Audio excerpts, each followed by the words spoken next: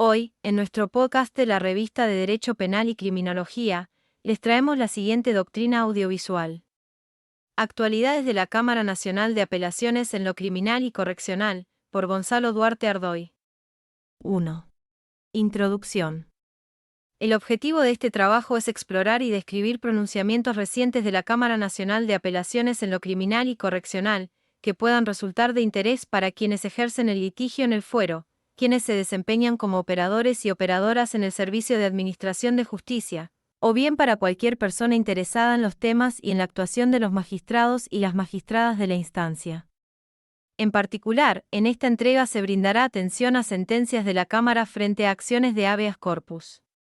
En este sentido, puede recordarse que la Ley 23.098, que regula la acción de habeas corpus, le asigna un relevante rol a la Cámara de Apelaciones. En concreto, entre otras funciones, el artículo 10 establece que, cuando el juez o la jueza del caso rechace la denuncia o declare la incompetencia, elevará de inmediato la resolución en consulta a la Cámara de Apelaciones, que decidirá, a más tardar, dentro de las 24 horas. Por lo demás, el resto de los casos que se expondrán, atienden a diferentes aspectos vinculados al derecho penal, representando solo algunas de las principales sentencias y temas dictadas o abordados recientemente por la Cámara de Apelaciones. Se precisa que parte de los casos recopilados han sido difundidos por el Servicio de Correo Electrónico de la Secretaría de Jurisprudencia y Biblioteca de la Cámara Nacional de Apelaciones en lo Criminal y Correccional. Se pretende, mediante dicha tarea, contribuir en la comprensión y en la profundización del estudio de los temas y casos que se discuten en el fuero criminal y correccional ordinario. 2. Habeas corpus. Cupo laboral dentro del establecimiento penitenciario. En la sentencia caratulada como C.A.B. sobre habeas corpus, la Sala A, integrada con el juez Juan Esteban Sixiaro y la jueza Magdalena Laíño, intervino en la acción de habeas corpus deducida por el interno B, detenido en el Complejo Penitenciario Federal de la ciudad, a disposición de un tribunal oral en lo criminal y correccional, quien reclamaba por la obtención de un cupo de trabajo dentro de la unidad, para poder mantener a su familia. En primer lugar, se pronunció el juez Sixiaro. Precisó que, del informe aportado por la División de Trabajo del Complejo Penitenciario de la Ciudad Autónoma de Buenos Aires, surge que el trámite respectivo se encuentra concluido y a la espera de cupo laboral. Así, valoró que no se advierte una demora injustificada ni arbitraria en el otorgamiento de una vacante laboral. Tampoco advirtió incumplimiento alguno de parte de las autoridades, razón por la que consideró que debe descartarse un agravamiento en las condiciones en que el beneficiario cumple su detención. Por su parte, la jueza Laíño puntualizó que no se advierte una demora injustificada ni arbitraria en el otorgamiento de un cupo laboral, ya que son las habituales en este tipo de cuestiones, por su carácter limitado, más aún teniendo en cuenta la reciente fecha de alta del trámite. 3. Habeas corpus. Realización de audiencia del artículo 14 de la Ley 23.098. Alojamiento en centros no penitenciarios.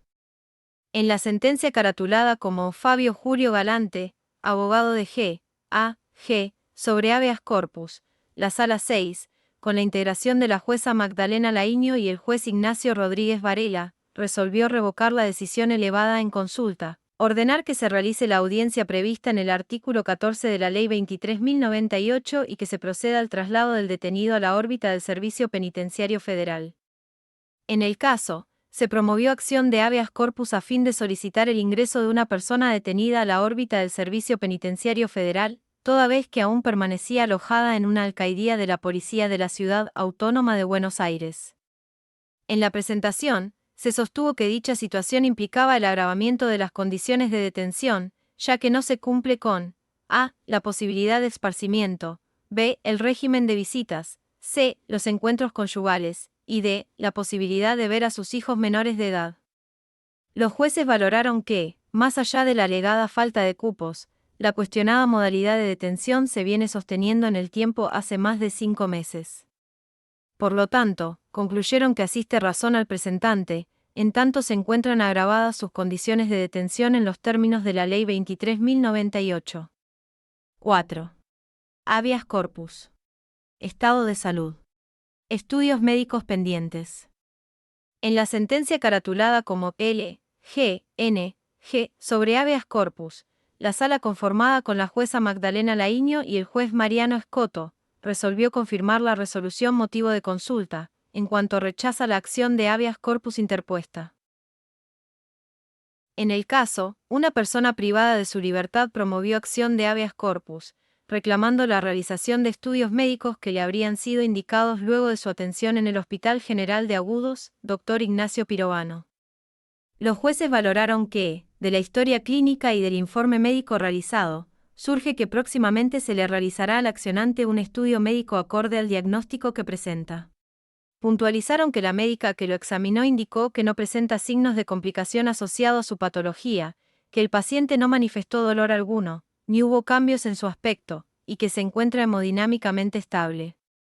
De igual modo, citaron que la médica directora del hospital donde se encuentra alojado, informó que el cuadro no reviste ninguna gravedad y que la persona no presenta dolor ni tiene infección. En función de eso, los jueces valoraron que el presentante no reviste afección alguna que requiera de una urgente intervención del servicio médico, ni presenta signos de complicación asociado a su patología, se encuentra estable, por lo que la decisión elevada en consulta debía ser homologada. 5. Habeas corpus. Espacios y muebles de cocina. Convivencia intramuros. En la sentencia caratulada como C.J. sobre habeas corpus, la Sala 1, integrada por el juez Pablo Guillermo Lucero y la jueza Magdalena Lainio, resolvió confirmar la decisión elevada en consulta, por medio de la cual se dictó la desestimación del habeas corpus interpuesto por una persona privada de su libertad en el Complejo Penitenciario Federal de la Ciudad Autónoma de Buenos Aires, a disposición de un tribunal oral en lo criminal y correccional. En primer lugar, el juez Lucero reconoció la revisión de su criterio respecto de la competencia para intervenir en los asuntos de esta naturaleza, cuando el acto lesivo emana de una autoridad federal. Precisó que, en el pasado, entendía que este fuero era incompetente, de acuerdo con su interpretación de la doctrina de los precedentes, Corrales, fallos 338.517, y Nisman, fallos 339.342, de la Corte Suprema de Justicia de la Nación. No obstante, el magistrado explicó que la propia interpretación que de estos ha efectuado la Corte en el habeas corpus, González, resuelto el 10 de septiembre de 2020, misma consideración que renovó en el habeas corpus número 30.518/17/1, Paz, Carlos Eduardo, resuelto el 18 de agosto de 2022, indica que le corresponde el tratamiento de la cuestión. En el caso, el presentante sostuvo que, luego de que quedara inactiva una de las dos cocinas que poseían en el pabellón en el que reside, que tenía un horno y 6 hornallas, el 20 de diciembre en horas de la mañana, se presentó personal penitenciario con una cocina que tenía un horno y 4 hornallas. Que ese artefacto fue rechazado, en tanto, junto al resto de los internos, consideraron que no era lo suficientemente grande como para cocinar para 75 personas que integran ese sitio. El magistrado puntualizó que los dichos del accionante fueron ratificados por la documentación incorporada al legajo y que se cuenta además con el informe de la sección suministros, sección abastecimiento, de la Dirección Administrativa del Complejo de Mención, del que se aprecia que en la unidad residencial en la que se encuentra detenido se ha entregado una cocina de 4 hornallas. Asimismo, dio cuenta de que se ha iniciado un expediente, que actualmente tramita ante la División Suministro, para la adquisición de una cocina para ese mismo sector. En función de ello, el juez consideró que la situación no constituye un agravamiento de las condiciones de detención de modo tal de habilitar la vía reclamada. Ello por cuanto la pretensión del interno, vinculada a la necesidad de contar con una cocina con 2 hornallas más que la provista hace 2 días, ya ha sido canalizada por la vía administrativa correspondiente. La jueza Lainio compartió la solución. 6. Regulación de honorarios. Nulidad. Ley aplicable.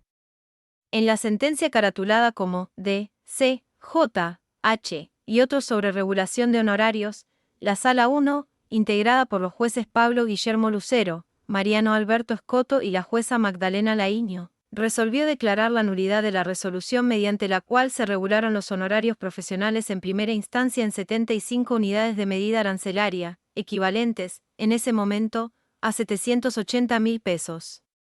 En el caso, La recurrente solicitó el incremento del monto por estimarlo insuficiente e inadecuado de acuerdo con los mínimos establecidos legalmente. Se pronunció en primer lugar el juez Lucero. Consideró que la Ley 27.423 de honorarios profesionales de abogados, procuradores y auxiliares de la Justicia Nacional Federal es la que corresponde aplicar al caso, habida cuenta de su entrada en vigencia el 22 de diciembre de 2017. Dicha norma equipara la labor del profesional con la remuneración básica asignada al cargo de juez de primera instancia, que no puede ser inferior al 3% de ese ítem y cuyo valor de unidad de medida arancelaria se actualiza periódicamente por medio de la Corte Suprema. Precisó que la última acordada número 3/23, del 24 de febrero de 2023, dispuso que debe tenerse en consideración el sueldo básico y la compensación jerárquica asignada al valor de la unidad de medida arancelaria, que resulta equivalente a 12.479 pesos. Recordó que el artículo 19 de la Ley 27.423 prevé una tabla para tener en cuenta honorarios mínimos en asuntos judiciales no susceptibles de apreciación pecuniaria, en la cual se indican 15 unidades de medida arancelaria por la actuación hasta la clausura de la instrucción. Puntualizó que la actividad del apelante ante el juzgado de origen consistió, concretamente, en la presentación de los escritos en los que se la propuso como defensora, las aceptaciones de esos cargos, una constancia de vista de la causa, un pedido de fotocopias, una presentación espontánea, una autorización a retirar documentación, un requerimiento para que se saque de archivo el expediente y un pedido de certificación del estado procesal de los encausados. Valoró que, con su asistencia técnica, sus defendidos accedieron a sus exenciones de prisión bajo cauciones juratorias. Señaló que la labor de los abogados también comprende cuestiones logísticas y materiales que no necesariamente dejan rastro en el legajo e integran actos en procura de los intereses de la parte que representan. En ese contexto, en virtud de la calidad, extensión, complejidad e importancia de su actuación, artículos 16 y 33 de la ley citada, estimó adecuado aumentar la cantidad de unidad de medida arancelaria a 85, equivalentes a 1.060.715 pesos, conforme al valor determinado por la acordada número 3/2023 de la Corte Suprema. El juez Mariano Alberto Escoto señaló que durante la tramitación del proceso se sancionó y promulgó la Ley 27.423 de honorarios profesionales de abogados, procuradores y auxiliares de la Justicia Nacional y Federal, 22 de diciembre de 2017, que derogó la Ley 21.839 y su modificación por la Ley 24.432.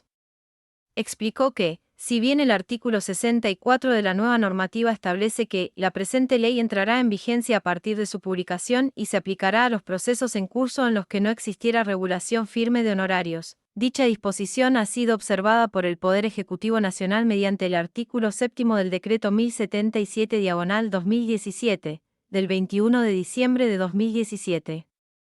Al respecto, citó que la Corte Suprema de Justicia de la Nación, en el expediente Establecimiento Las Marías Acifa contra Provincia de Misiones, sobre acción declarativa, del 4 de septiembre de 2018, sostuvo que, en el caso de los trabajos profesionales, el derecho se constituye en la oportunidad en que se los realiza.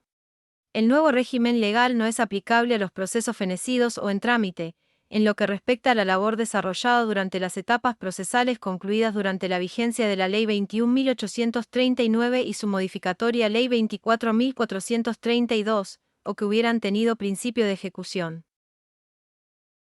Así, ponderó que la recurrente desarrolló parte de su labor bajo la vigencia de la Ley 27.423, que fue designada mediante la presentación del 5 de septiembre de 2017, esto es, con anterioridad a la sanción de aquella, 22 de diciembre de 2017, de modo que el caso debe ser analizado bajo la normativa prevista en la Ley 21.839 y su modificatoria 24.432. A propósito, se ha dicho que, en lo que respecta a las labores desarrolladas durante etapas que hubieran tenido principio de ejecución y que, mientras haya estado vigente la Ley 21.839, no es aplicable el nuevo régimen legal, conforme causa número 52.681, Grondona, M., del 2 de mayo de 2019 y, de la Sala 4, causa número 10.190/2014-4, Cisterna Pastenes, J. del 26 de octubre de 2018. Por lo tanto, concluyó que, dado que la regulación de los honorarios fue realizada bajo la normativa prevista en la Ley 27.423, corresponde declarar su nulidad.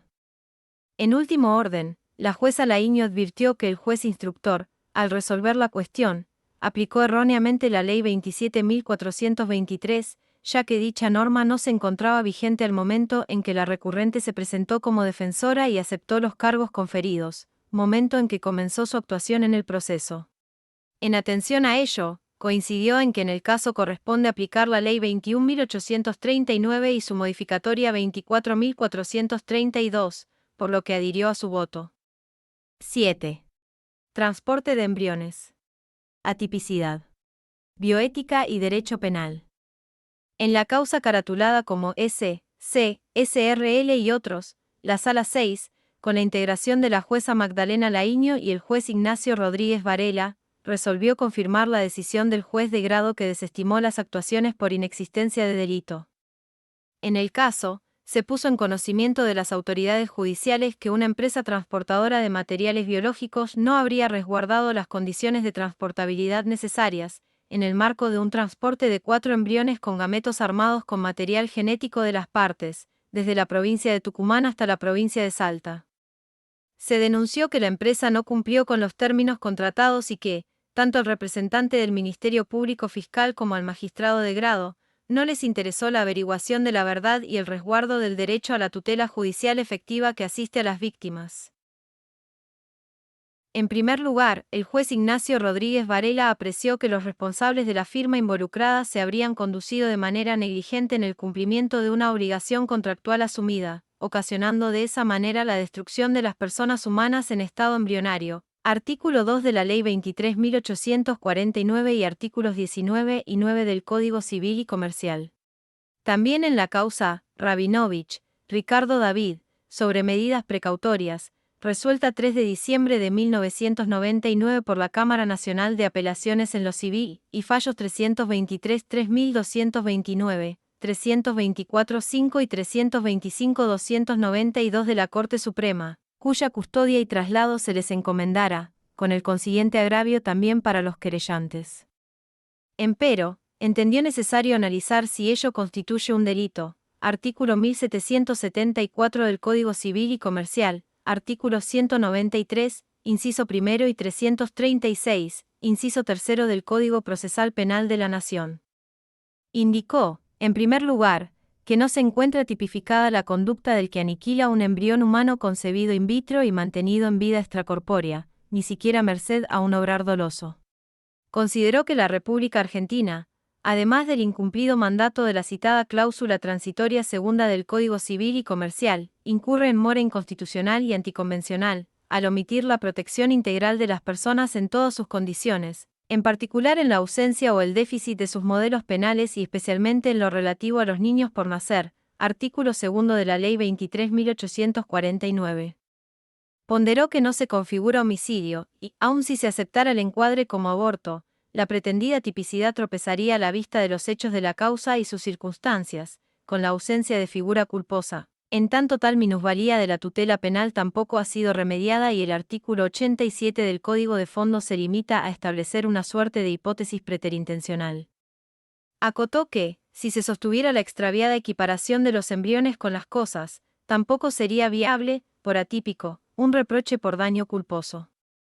Sin perjuicio de ello, concluyó que los hechos denunciados no dan cuenta de un ánimo fraudulento, ni su criminalidad puede derivarse sin más de la extrema torpeza atribuida a los imputados en la ejecución de las obligaciones contractualmente asumidas. La jueza Laíño compartió en lo sustancial los fundamentos expuestos en el voto del juez Rodríguez Varela y, por ello, adhirió a la solución allí propuesta. La magistrada acotó que el legislador presenta una deuda en la materia, conforme los artículos 2 grados de la Ley 23.849 y 19 del Código Civil y Comercial, y ello es precisamente lo que impide avanzar en el análisis de un eventual accionar culposo, con relación a la pérdida de los embriones de la pareja querellante. Consideró que actualmente, por luctuoso que ello resulte, habiéndose descartado la configuración del delito de estafa, no existe en el ordenamiento vigente un tipo penal en el cual encuadrar un suceso de estas características. En segundo orden se presentó el juez Luchini. Remarcó que la resolución 2/2019 dictada el 17 de noviembre de 2019 y publicada el 19 de ese mes en el Boletín Oficial, otorga operatividad al artículo 34, segundo párrafo del Código Procesal Penal Federal, aprobado por la Ley 27.063, entre otros, en el ámbito de la justicia nacional. Dicha norma estableció que procederá el acuerdo en los delitos con contenido patrimonial, sin grave violencia, o en los culposos, siempre y cuando no hayan existido lesiones gravísimas o la muerte.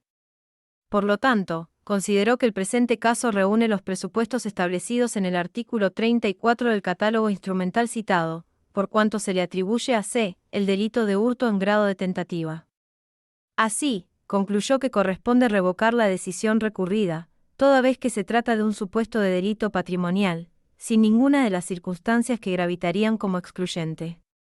Indicó que, si bien la representante fiscal, como sustento de su postura en contrario, argumentó que el imputado posee otras causas en trámite, lo cierto es que la ausencia de antecedentes no está prevista como presupuesto de viabilidad del instituto analizado. Es decir, no se puede supeditar la operatividad del acuerdo conciliatorio al que arribaron el prevenido y la víctima a una exigencia no regulada por la ley. Este razonamiento se opone a lo establecido en su artículo 22, cuyo espíritu apunta a la solución de los conflictos de una manera alternativa a la tradicionalmente implementada por el derecho penal, mediante la imposición de una pena, priorizando por el contrario el restablecimiento de la armonía entre sus protagonistas y la paz social. Por último, el juez López dijo que las características del evento endilgado a C, y su encuadre legal, hurto en grado de tentativa, tornarían procedente la aplicación de la conciliación solicitada, dado que fue cometido sin violencia sobre las personas y es de contenido patrimonial, artículo 34 del Código Procesal Penal Federal. Además, el representante de la firma damnificada prestó su conformidad con el acuerdo presentado por la defensa. Sin embargo, expresó que el magistrado no puede disponer de la acción penal ante la oposición fundada, conforme al artículo 69 del Código Procesal Penal de la Nación, del representante del Ministerio Público Fiscal, artículo 5 del Código Procesal Penal de la Nación y 120 de la Constitución Nacional. Remarcó que la acusadora pública se opuso a la aplicación del instituto al considerar, como fuera señalado en los votos precedentes, los antecedentes que registra el imputado y las circunstancias de interés y orden público que superaban el interés individual de la firma damnificada. Por lo tanto, concluyó que no quedan dudas de que se está en presencia de un obstáculo que impide homologar cualquier tipo de acuerdo entre la víctima y el encausado, por carecer del consentimiento del representante del Ministerio Público Fiscal en un delito de acción pública, cuya opinión cumple con las exigencias del artículo 69 del Código Procesal Penal de la Nación y constituye uno de los requisitos ineludibles para la procedencia del instituto bajo análisis. 9. Ejercicio ilegal de la medicina por haber excedido los límites de su autorización mediante la administración habitual de medicamentos a la víctima. Procesamiento. Puntualizó que, en atención a la relevancia del tema, la Corte Suprema de la Nación tratará en audiencia pública un caso que versa sobre la posibilidad de interrumpir voluntariamente la criopreservación de embriones conseguidos a través de técnicas de reproducción humana asistida, recurso en el precedente, Palazzini, causa número 7628/2021 de la Sala 1 de la Cámara Nacional de Apelaciones en lo Civil. Concluyó que, en esta instancia penal, no es posible atender a los reclamos de justicia de los damnificados que, de momento, podrán solo acceder a la vía civil. 8. Acuerdo conciliatorio no homologado. Oposición fiscal. En C.S.A. sobre conciliación, causa número 8546/2023 resuelta el 1 de marzo de 2023, la Sala 4, con el voto de los jueces Ignacio Rodríguez Varela y Hernán Martín López confirmó la decisión apelada, por medio de la cual, en la audiencia de flagrancia, el juez de grado no homologó el acuerdo conciliatorio al que arribaran el imputado S.A.C. y el representante de la firma damnificada. El juez Marcelo Julio Luchini, en disidencia, se pronunció por revocarla. En primer lugar, se pronunció el juez Ignacio Rodríguez Varela. Explicó que la base normativa según la cual debe analizarse el asunto entró en vigor el 25 de noviembre de 2019, a través de la Resolución 2/2019 de la Comisión Bicameral de Monitoreo e Implementación del Código Procesal Penal Federal, que dispuso aplicar en esta jurisdicción los artículos 19, 21, 22, 34, 54, 80, 81, 210, 221 y 222 de ese cuerpo legal, aún no vigente en su totalidad. Puntualizó que dentro de dicho articulado se encuentra prevista la solución de conflictos a través de la conciliación, artículo 34 del Código Procesal Penal Federal.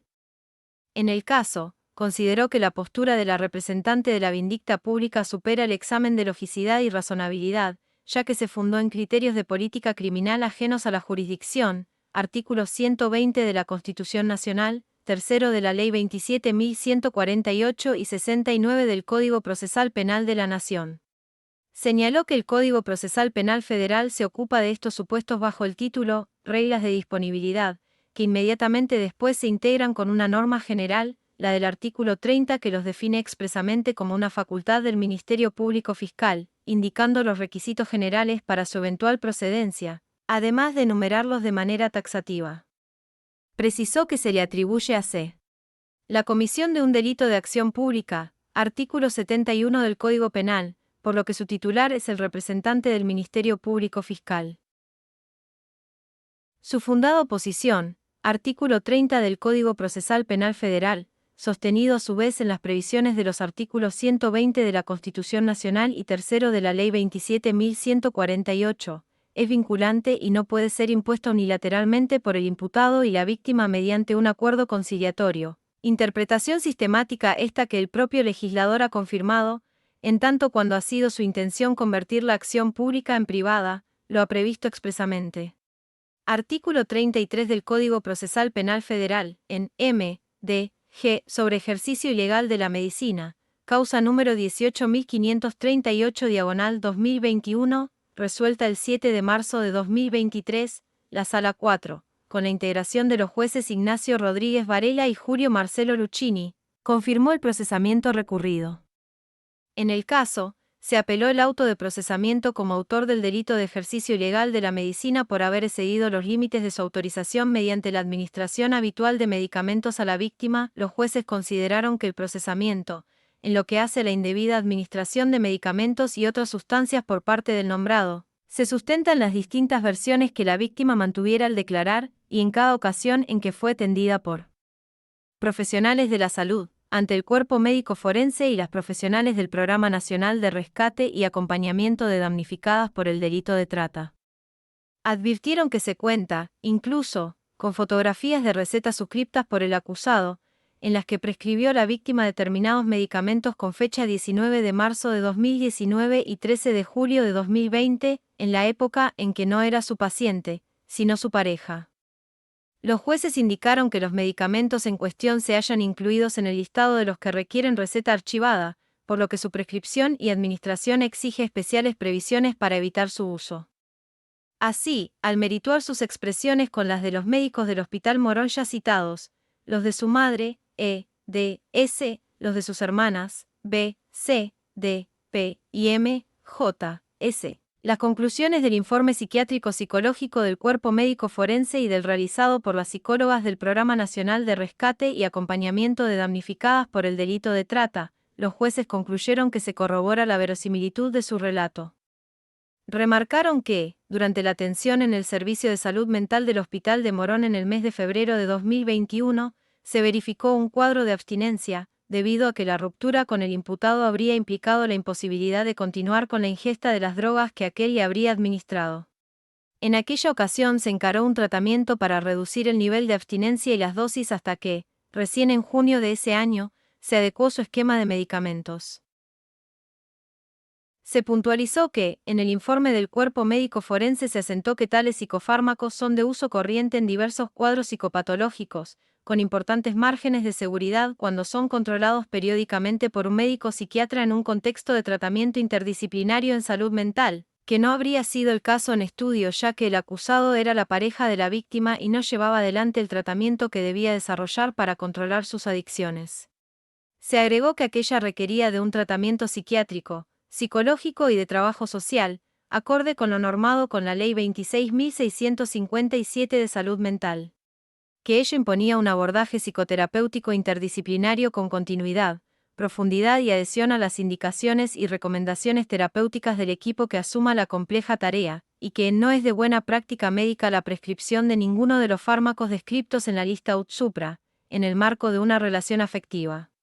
La confusión de roles médico-pareja no permite un uso racional de la medicación y favorece un uso no terapéutico de los mismos. Por último, ponderaron la preeminencia de quien fuera su pareja y otrora psiquiatra a cargo de su tratamiento, vinculado con la adicción a las drogas y al alcohol, con la asimetría que ello produce, a raíz de lo cual, y en función de su especialidad médica, el imputado conocía su condición, fragilidad emocional e historia vital. 10. Comentarios finales. En este trabajo se han explorado y descrito diversos pronunciamientos dictados en forma reciente por la Cámara Nacional de Apelaciones en lo Criminal y Correccional. Como se adelantó, en este artículo se dedicó un espacio particular a sentencias de la Cámara frente a acciones de habeas corpus rechazadas. En C. A. B. sobre habeas corpus, se analizó la valoración de la Cámara frente a una acción de habeas corpus interpuesta en reclamo de un cupo laboral dentro del establecimiento penitenciario. Por su parte, en L. G. N. G. sobre habeas corpus, ante una acción de habeas corpus en reclamo de la realización de estudios médicos pendientes, los jueces valoraron que el presentante no reviste afección alguna que requiera de una urgente intervención del servicio médico, ni presenta signos de complicación asociado a su patología, se encuentra estable.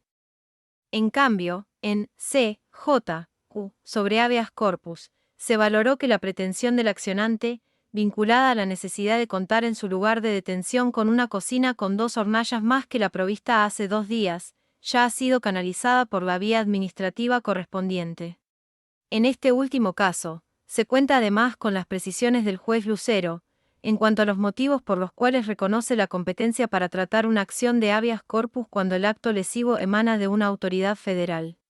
Las referencias del magistrado son sumamente relevantes, en la medida que funda su posición en base a la interpretación de los precedentes de la Corte Suprema, Corrales, fallos 338.517, Nisman, fallos 339.342, González, resuelto el 10 de septiembre de 2020, y Paz, Carlos Eduardo, resuelto el 18 de agosto de 2022.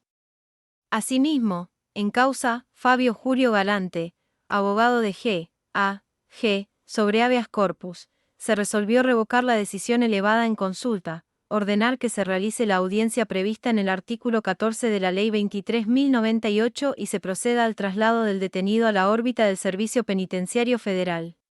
Ello en el marco de un caso en que la persona detenida llevaba ya más de 5 meses privada de su libertad en un centro no penitenciario. Como se puede apreciar, ante cada uno de los rechazos, la Cámara intervino en el marco del artículo 10 de la Ley 23.098, que establece que, cuando el juez del caso rechace la denuncia o declare la incompetencia, elevará de inmediato la resolución en consulta a la Cámara de Apelaciones, que decidirá a más tardar dentro de las 24 horas. En la materia puede recordarse la necesidad de atender el estándar, por medio del cual se estableció que la finalidad de la acción de habeas corpus exige el agotamiento de las diligencias necesarias para hacer efectiva su finalidad, que no puede ser otra que la cesación del acto lesivo, Corte Suprema, precedente, Aro, resuelta el 29 de mayo de 2007, fallos 330-2429. Por otra parte, si bien en cada una de las acciones se denunció una problemática diferente y particular, merece especial mención los términos de la referida sentencia en Fabio Julio Galante, abogado de G. A. G. sobre habeas corpus, donde se reveló que la persona detenida llevaba ya más de 5 meses privada de su libertad en un centro no penitenciario. En efecto, existe en la actualidad una seria problemática relativa a la privación de personas de libertad en centros no penitenciarios en la ciudad de Buenos Aires. El 20 de marzo de 2023, la Procuración Penitenciaria de la Nación publicó el 11º reporte mensual sobre alojamiento en alcaidías y comisarías de la Policía de la Ciudad y otras dependencias no penitenciarias de la Ciudad Autónoma de Buenos Aires. Del mismo surge que, al 28 de febrero de 2023, 1.188 personas se encontraban alojadas en centros de detención no penitenciarios de Policía de la Ciudad, Policía Federal Argentina, Prefectura Naval Argentina y Gendarmería Nacional Argentina de la Ciudad de Buenos Aires. De hecho, puede mencionarse que, en días previos a la presentación de este artículo, la Cámara de Apelaciones en lo Criminal y Correccional dictó, el 21 de marzo de 2023, un acuerdo general. Por dicho medio, resolvió reclamar al Ministerio de Justicia y Derechos Humanos de la Nación y al Servicio Penitenciario Federal la adopción de las medidas necesarias que regularicen de inmediato la asignación de cupos de alojamiento para detenidos, con el objeto de evitar su permanencia en el ámbito de alcaldías y comisarías de la Ciudad Autónoma de Buenos Aires. En otro orden, en lo que concierne al resto de las sentencias relevadas, puede mencionarse que en C.S.A. sobre conciliación, se analizó la apelación en contra de la decisión del juez de grado, que no homologó el acuerdo conciliatorio al que arribaran el imputado y el representante de la firma damnificada. Los jueces intervinientes analizaron el grado de fundamentación e identidad de la oposición fiscal. La sentencia en este punto resulta relevante, dado que, por un lado, la mayoría se inclinó por considerar que el juez no puede disponer de la acción penal ante la oposición fundada, conforme al artículo 69 del Código Procesal Penal de la Nación, del representante del Ministerio Público Fiscal, artículo 5 del Código Procesal Penal de la Nación y 120 de la Constitución Nacional.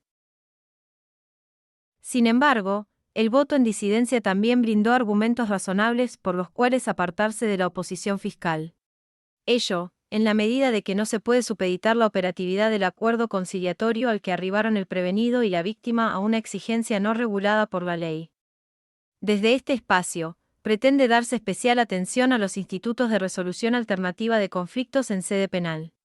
En este sentido, puede recordarse que este tema ya ha sido abordado en números anteriores de esta revista. Ello, en el entendimiento de que el derecho penal debe estar guiado por el principio político criminal, que lo caracteriza como la última ratio del ordenamiento jurídico, Corte Suprema, Farina, Fallos 342-2344, considerando 10, último párrafo, y en similar sentido, Acosta, Alejandro, Fallos 331-858. Por su parte, en M.D.G. se relevó un particular caso en que se imputó a la figura de ejercicio ilegal de la medicina, por haber excedido los límites de su autorización mediante la administración habitual de medicamentos a la víctima. En la sentencia, los jueces realizaron un recuento de todo el material probatorio a partir del cual consideraron probados los hechos imputados. El caso relevado en D, C, J, H y otros, sobre regulación de honorarios, podría resultar sumamente interesante no solo para los distintos operadores y operadoras pertenecientes al Servicio de Administración de Justicia, sino también, en particular, a los letrados y letradas que ejercen la profesión en forma particular.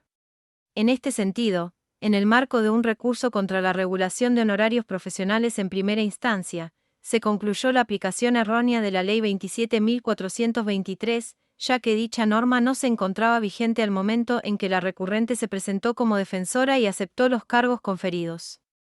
Se afirmó que correspondía aplicar la Ley 21.839 y su modificatoria 24.432.